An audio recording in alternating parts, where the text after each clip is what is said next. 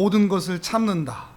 사랑은 모든 것을 참는다. 사랑하는 사람은 모든 것을 참는다 하는 내용을 볼 텐데, 오늘 우리가 부른 찬양이 있지 않습니까? 사랑은 오래 참고. 이 중에 가사가 뭘까요? 좀 다릅니다. 우리가 생각하는 참는다 그러면 인내, 절제를 생각하지 않습니까? 근데 오늘 찬양에 아주 잘 풀어놓은 게 있습니다. 뭘 것 같습니까? 후렴 시작하는 겁니다. 사랑은 모든 것 감싸주고, 이겁니다. 찬양에서 아주 잘 풀어놨는데, 그래서 이 참는다는 것이 무엇인지 우리가 계속 사랑에 대해서 보지만 관계적인 측면으로 계속 보지 않습니까? 참는다 그리고 감싸준다, 이게 어떻게 연결이 되죠? 원어를 보면 감싸준다 이 표현과 함께 허물을 덮어준다, 이런 의미들이 같이 포함되어 있습니다. 참는 것과 허물을 덮어주고 감싸주는 것, 어떻게 연결이 되죠? 우리가 보통 누군가의 허물을 봤다, 누군가의 실수를 봤다 그럼 우리는 어떻게 합니까? 눈으로는 그 사람의 허물을 바라보고 입으로는 그 사람의 허물을 들추어내죠. 근데 참는다는 건 뭐냐? 그게 보이는데 눈을 참는 겁니다. 안 보는 겁니다. 보고 싶은데 안 보도록 참는 겁니다. 말하고 싶죠? 그 사람이 허물이 있으면, 부끄러움이 있으면, 수치가 있으면 막 드러내고 싶죠? 그래서 막 다 까발리고 싶죠? 근데 그거를 참는 겁니다. 이래서 참는 것이 감싸주는 겁니다. 사랑은 감싸주는 것이다 하는 거죠. 우리의 본능은 막 말하라고 합니다. 막 보라고 합니다. 그런데 사랑하는 사람은 감싸주는 것이다. 그래서 참는 거다 라고 오늘 사도 바울을 통해서 주께서 말씀해 주시는 것입니다. 그러나 우리 습성이 그렇지 않지 않습니까? 100가지를 잘해도 한 가지 못하면 그 한 가지를 아주 집요하게 집중적으로, 그래서 99가지 잘하는 게 안 보이도록, 99가지가 안 보이도록 그 한 가지를, 허물을 들추어내는 것이 우리들의 습성인 것 같습니다. 집중적으로 쪼아대는 거죠. 닭이 그 벌레를 쪼듯이 계속해서 쪼아대는 것. 우리가 이 사회에서 그 일들을 참 많이 보는 것 같습니다. 연예인들이 이렇게 인기도 없고 또 명성도 없고 하다가 한 가지 뭐 실수했다 그러면 아주 뭐 난리가 나지 않습니까? 그래서 그 한 사람이 더 이상 연예인을 또 할 수 없도록, 연예인뿐만 아니죠, 어떤 정치인들 또는 어떤 지도자들, 종교 지도자들 포함해서 지도자들이 어떤 뭔가 실수가 있었다, 100가지 잘한 건 소용없습니다. 그 한 가지 집중적으로 막 쫍니다. 닭이 벌레를 쪼듯이 말이죠. 그래서 죽고 싶다라는 생각이 들 정도로 하는 거죠. 이게 우리 사람들의 습성인 것 같습니다. 근데 우리 그리스도인은 좀 달랐으면 좋겠습니다. 좀 참았으면 좋겠습니다. 눈도 좀 참고 입도 좀 참아서, 세상 사람들은 그 100가지 장점보다 한 가지 단점만 이렇게 쪼지만 우리는 100가지 약점이 있어도 한 가지 장점만 부각시켜 줄 수 있는, 그 한 가지 장점을 자랑시켜 줄 수 있는 그런 우리가 되었으면 좋겠습니다. 팔불출 소리 듣더라도 아내 자랑, 남편 자랑, 그래서 많은 사람들의 공적이 되고 많은 사람들의 그런 비난을 받게 되더라도 오히려 시어머니 자랑, 며느리 자랑, 아버지 자랑, 자식 자랑, 친구 자랑, 교회 자랑, 성도도 자랑, 이렇게 막 자랑할 수 있는 우리 입을 그렇게 사용했으면 좋겠습니다. 막 들춰내고 까발리고 퍼나르고 하는 그런 모습이 아니란 말이죠. 그렇게 하려면 참아야 합니다. 참을 수 있어야 됩니다. 모든 것을 참을 수 있어야 됩니다. 오늘 그 이야기를 하고자 하는 것입니다. 창세기 9장에 가보면 노아와 노아의 세 아들이 등장을 하죠. 홍수 후에 노아의 그 방주가 안착을 하고서 이제 제사를 드리고 농사도 짓고 이제 하는데, 농사가 아주 잘 된 것 같습니다. 그 중에 특히 포도 농사가 아주 잘 된 것 같습니다. 술도 담그고 한 것 같습니다. 포도주를 마시고 취하기까지 했습니다. 얼마나 취했으면 그의 집에서 벌거벗은 채 잠들었습니다. 물론 이런 모습은 당대 의인의 모습이 또 아니라고 할 수도 있겠죠. 에덴 동산에서 하나님께서 그 아담 가운데 주셨던 그 기쁨, 그 은혜, 그 풍성함, 그것을 다시 이제 홍수 이후에 이렇게 주셨구나 하는 것 때문에 기쁨이 있는 것입니다. 에덴이 기쁨이라는 뜻이죠. 그 기쁨의 동산을 이제 홍수 이후에 자신이 살아가는 터전에서 허락해 주셨다 하는 그 기쁨 때문에 포도주를 만들고 기뻐했을 것 같습니다. 그래서 술을 마신다는 것에 대해서 우리가 좀 편협한 시각이 있긴 한데, 예수님께서 가나의 혼인잔치에서 물을 변하여 포도주로 만드셨죠. 성경에서 포도주는 기쁨의 이야기를 함께 담고 있습니다. 노아도 지금 그런 기쁨 가운데서 있었던 것이죠. 다만 무엇이 문제인가 하면 과한 것이 문제입니다. 과음을 한 것이 문제죠. 과자가 들어가면 무조건 문제가 됩니다. 과속, 과식, 과음. 그래서 노아 할아버지도 그가 당대의 의인이었지만 여전히 남아있는 죄성이 있기 때문에 그는 술이 취하였습니다. 그리고 깊이 잠들었습니다. 벌거벗은 채 말이죠. 민망하죠. 수치스럽기까지 합니다. 이렇게 민망하고 수치스러운 사건에 두 가지 반응이 함께 나타나는데, 먼저 둘째 아들 함의 반응입니다. 함은 아버지가 하체를 벌거벗고 잠들어 있는 그 모습을 봤다 그랬습니다. 보고 눈으로 똑똑히 봤습니다. 그리고 밖으로 나가서 형제들에게 알렸다 그랬습니다. 보고 나가서 알렸다. 요거를 요즘 시대에 쓰는 말로 하면 인증샷을 찍고 V 그러면서 밑에다가 댓글을 뭐라고 쓸까요? 우리 아버지 쯧쯧쯧 썼을까요? 태초로 돌아가다 뭐 이렇게 인증샷을 썼을지도 모르겠습니다. 그리고 전달하고 공유하고 까발리고 다 드러내버리는 것이죠. 그런데 또 다른 아들들의 반응이 있습니다. 첫째 아들 그리고 셋째 아들 셈과 야벳의 반응입니다. 함에게서 그 이야기를 듣고서 이렇게 행동을 하죠. 우리 말씀 읽어보겠습니다. 창세기 9장 23절 같이 읽어봅니다. 시작. 셈과 야벳이 옷을 가져다가 자기들의 어깨에 메고 뒷걸음 쳐 들어가서 그들의 아버지의 하체를 덮었으며 그들이 얼굴을 돌이키고 그들의 아버지의 하체를 보지 아니하였더라. 아멘. 옷을 가져다가 어깨에 메고 뒷걸음질 쳐서, 그럼 보겠다는 겁니까? 안 보겠다는 겁니까? 안 보겠다는 의지가 분명히 담겨져 있죠. 그리고 뒷걸음질 쳐서 아버지 하체를 덮고 그때서야 얼굴을 돌이키고 아버지 하체를 보지 아니하고 돌아 나왔다라고 이야기를 한 거죠. 간단하게 얘기하면 가리고 덮어준 겁니다. 감싸준 것이죠.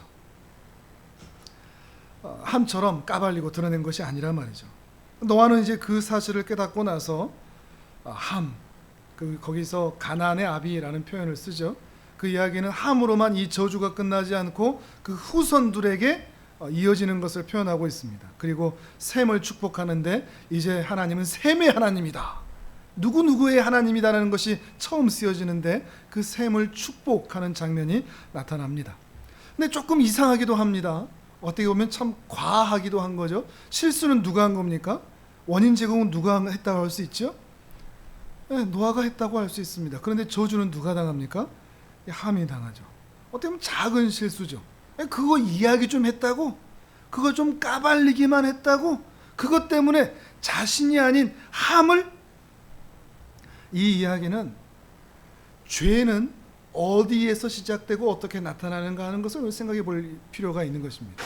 술을 마시고 취한 노아에서보다 그것을 들추어내고 까발린 이 함에게서 죄의 모습을 찾을 수 있기 때문에 그런 것이죠. 노아는 기대했습니다. 홍수를 통해서, 그 대홍수를 통해서 인류의 수많은 사람들을 다 죽인다면 죄는 다 쓸려 나갈 것이다. 그래서 죄는 이 땅에 존재하지 않을 것이다 라는 기대감이 있었을 것입니다. 근데 노아가 무엇을 본 겁니까? 함의 모습을 통해서 아담이 했던 행동, 가인이 아벨에게 했던 행동을 똑같이 본 것이죠. 이게 죄의 그 모습이 그대로 남아있구나, 할아버지 아담의 그 모습이 그대로 나타나고 있구나 하는 것을 확인하는 것입니다. 이것은 죄다, 그것을 발견하고 아주 민감하게 그것을 발견하고 그 죄에 대해서 저주하지 않을 수가 없었던 것입니다. 어떻게 보면 참 사소한 일, 아버지의 허물을 들추어낸 일, 그것이 바로 죄의 모양인 것을 나타내고 있다는 것입니다. 어떻습니까? 여러분은 혹시 여러분의 삶의 일상에서 죄를 발견하십니까? 노아는 아주 작은 사소한 행동에서 이건 죄다. 그 죄는 비록 내 아들이라고 할지라도 저주의 길, 그 망하는 길로 갈 수밖에 없다. 악인의 길에 설 수밖에 없다는 것을 발견하고 그 길을 멀리하고자 했습니다. 여러분은 어떻습니까? 여러분은 죄를 발견하십니까? 아, 이건 죄인데, 이건 죄의 모양인데, 이것은 우리가 갈 길이 아닌데 하는 것을 민감하게 발견하십니까?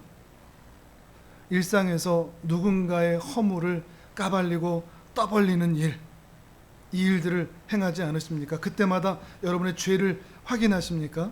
아니면 뒷걸음질 쳐서 보지 않고 말하지 않으면서 가려주고 덮어주고 참아주고 있느냐 하는 것입니다. 단순히 이렇게 하면 안 된다 하는 것은 윤리적으로 도덕적인 이야기 정도가 아닙니다. 성품을 이야기하는 것도 아닙니다. 왜 그러면 안 되느냐? 왜 까발리면 안 되느냐? 왜 드러내면 안 되느냐? 왜 퍼나르면 안 되느냐? 그게 죄이기 때문에 그렇습니다. 윤리적으로 착한 사람은 그렇게 하면 안 돼요 라고 말하는 게 아니라 그게 죄이기 때문에 의인의 길을 걸어가야 할 우리는 마땅히 그 길을 멀리하는 것이 옳다 하는 것입니다. 우리는 하나님의 길을 걸어가야 할 것입니다. 악인의 길이 아니라 사랑의 길, 은혜의 길을 쫓아가야 하는 것이죠. 하나님께서 우리가 어느 길 위에 서 있기를 바라시겠습니까? 물론 한편 이런 생각도 들 것입니다. 특히 이런 시대에서는 말이죠. 말하는 게 다 내 자유인데 그렇게들 말하지 않습니까? 내가 말하고 싶은 대로 사는데 뭐 어때서? 아니, 그 사람이 실수했잖아. 그 사람의 실수, 다른 사람 조심하라고 그렇게 말해주는 건데 그게 왜 내 잘못이야? 나도 말하는 자유가 있잖아. 말 않고 살면 어떻게 답답해서 어떻게 살아? 라고 얘기하고는 합니다. 아닙니다. 그렇지 않습니다. 우리는 가려주어야 할 사람입니다. 덮어주어야 할 사람입니다. 왜 그렇죠? 하나님이 그러셨으니까요. 그게 하나님 닮은 모습이니까요. 하나님은 천사들 다 모아놓고 아담과 하와가 그랬을 때 야, 다 봐라! 아담과 하와가 하는 짓을 봐라! SNS에 올려서 퍼나르고 까날리고 떠벌리지 않으셨습니다. 덮어주셨습니다. 가려주셨습니다. 아담과 하와가 죄를 짓고 나서 그들이 느꼈던 감정은 두려움이었죠. 두려워서 숨었습니다. 또 하나는 부끄러움이었습니다. 부끄러워서 무화과 나무 잎으로 그 몸을 가렸습니다. 근데 그 이파리가 뭐 가려지겠습니까? 햇빛만 좀 세게 찌면 그 이파리 뭐 다 말라버리겠죠. 바람만 좀 세게 불면 뭐 날아가 버리겠죠. 달려가다가 뭐 하나 걸리면 뭐 다 사라지고 말겠죠. 그게 어떻게 가려줄 수 있겠습니까? 하나님은 그러한 그들을 내가 그거 먹으면 반드시 죽인다고 그랬지, 그러니까 너희들 죽어 라고 하지 않으셨습니다. 오히려 덮어주시고 참아주셨죠. 죽어야 할 이유가 전혀 없는 짐승 한 마리를 잡아서 그 짐승의 가죽으로 가죽 옷을 지어서 그들을 덮어주시고 가려주신 것이죠. 이것이 의미하는 바가 무엇일까? 단순히 아담과 하와가 부끄러웠다 하는 게 그저 우리가 생각하는 것처럼 알몸이 노출돼서 생식기가 노출돼서 아, 부끄럽다, 가려야지 하는 것 정도가 아닌 것으로 보입니다.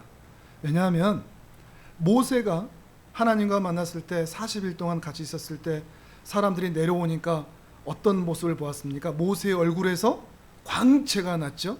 40일만 그렇게 있었는데도 자신도 알지 못하는 사이 얼굴에 광채가 났다면 죄도 짓기 전에 아담과 하와의 모습은 어땠을까요? 그 전신이 어땠을까요?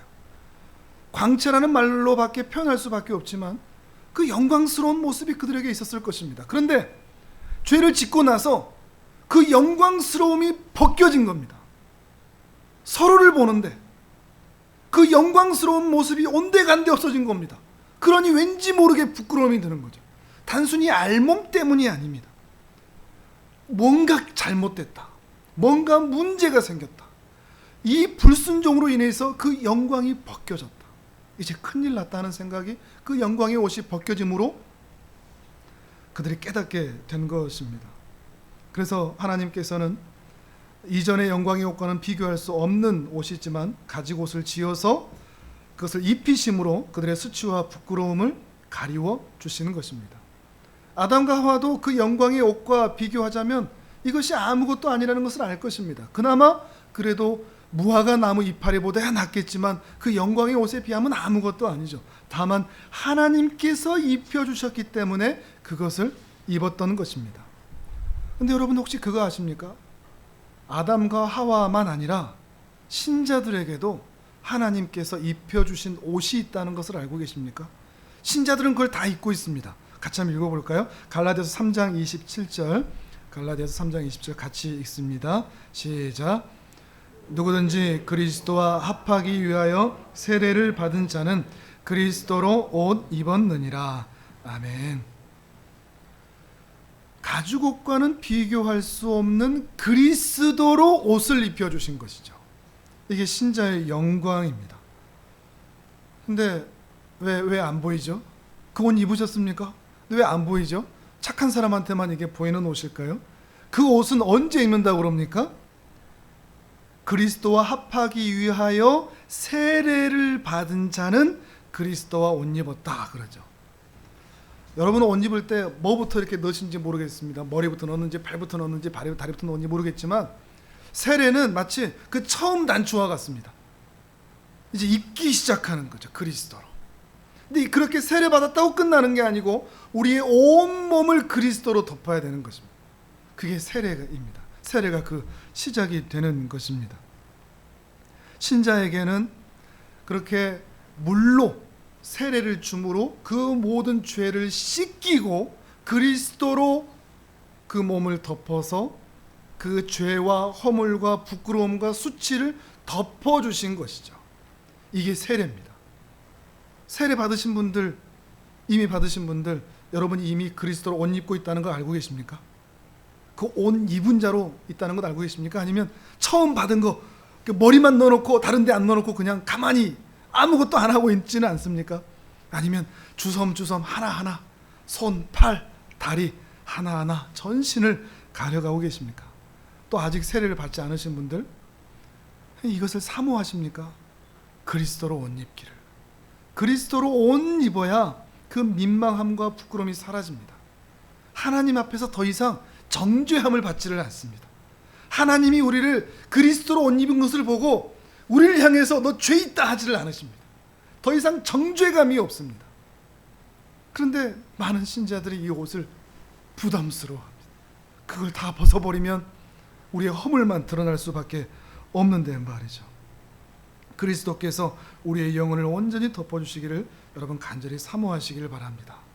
주께서 아담과 하와에게 가죽옷을 입혀주셨듯 주님 나에게도 그리스도로 온전히 입혀주십시오.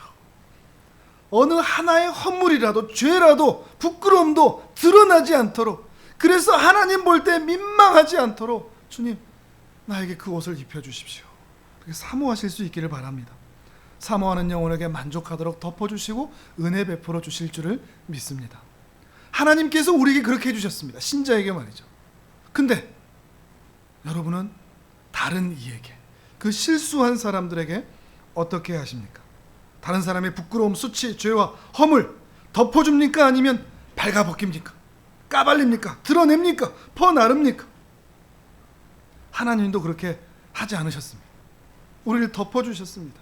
자기 아들을 이 땅에 보내주셔서 우리의 모든 허물을 덮어주셔서 우리로 구원받게 하시고 하나님의 자녀가 되게 하여 주셨습니다. 근데 우리는 구원받은 하나님의 자녀가 이미 되었음에도 불구하고 그 가나안의 아비함처럼 보고 밖에 나가서 다 알리고 까발리고 드러내는 입으로 비난하고 정죄하는, 그래야 우리의 속이 시원하겠습니까? 여러분 안에서 뭔가 잘못되었다 하는 것을 인지하십니까? 그게 중요합니다. 아, 나도 그런다.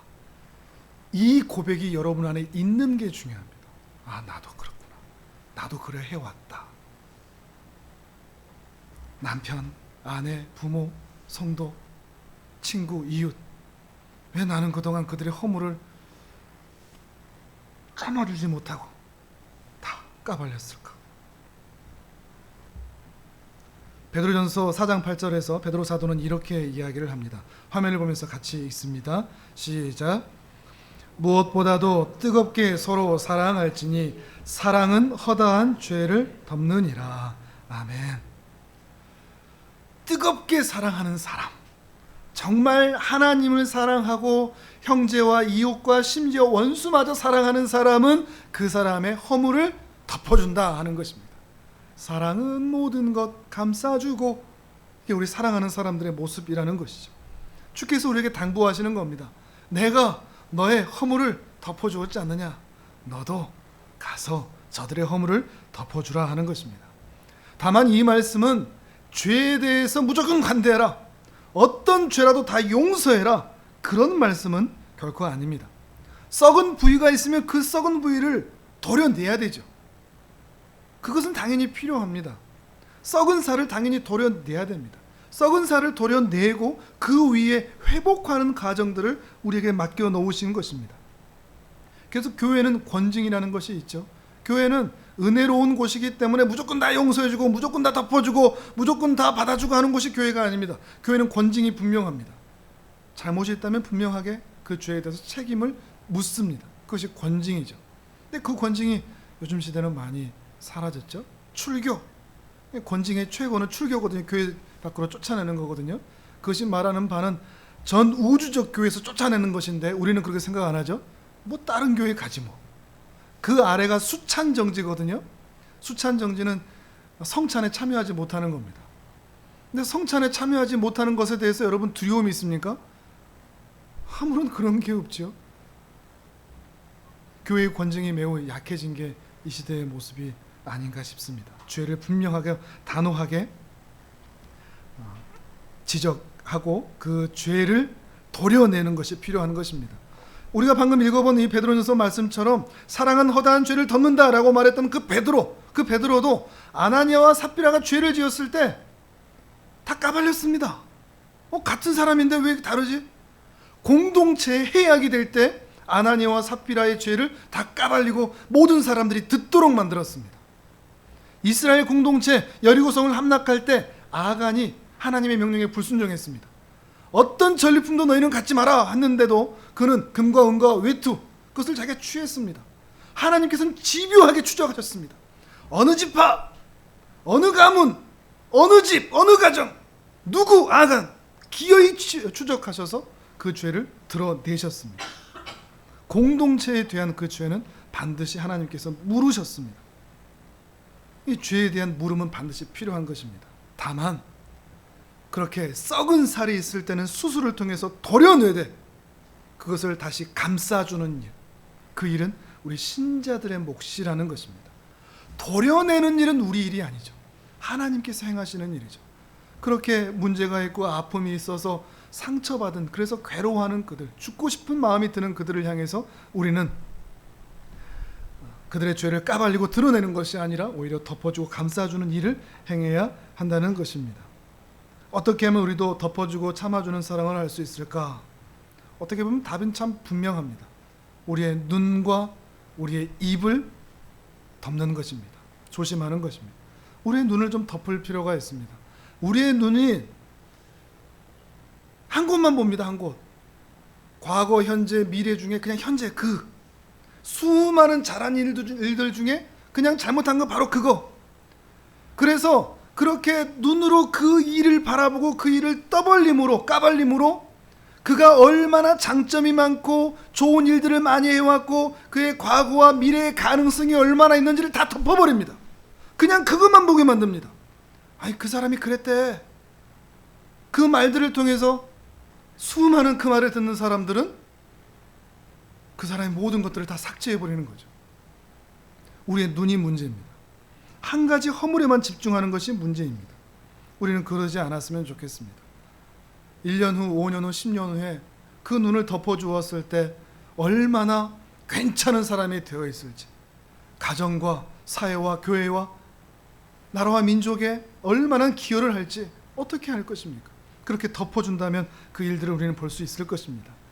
예수님도 우리가 행한 바로 그때의 잘못을 덮어주셨기 때문에 오늘 우리가 이 자리에 있는 것 아니겠습니까? 우리가 잘났으면 얼마나 잘났고 괜찮으면 얼마나 괜찮다고, 그 사람 실수 하나 했다고 그것 가지고 마치 전체인 양, 그 사람의 전 인격인 양, 그 사람의 전 인생인 양 허물어 버린다는 말입니까? 우리는 비난하고 비난하고 정죄할 때마다 마치 전체인 양, 전부인 양 행하지 않습니까? 우리의 눈을 감아야 됩니다. 더욱더 멀리 크게 바라볼 수 있어야 된다는 것입니다. 두 번째는 우리의 입을 덮어야 합니다. 우리 입이 정말 큰 문제입니다. 우리 입에서 나오는 무수한 말은 좋은 소식을 전하는 데 사용되었으면 좋겠습니다.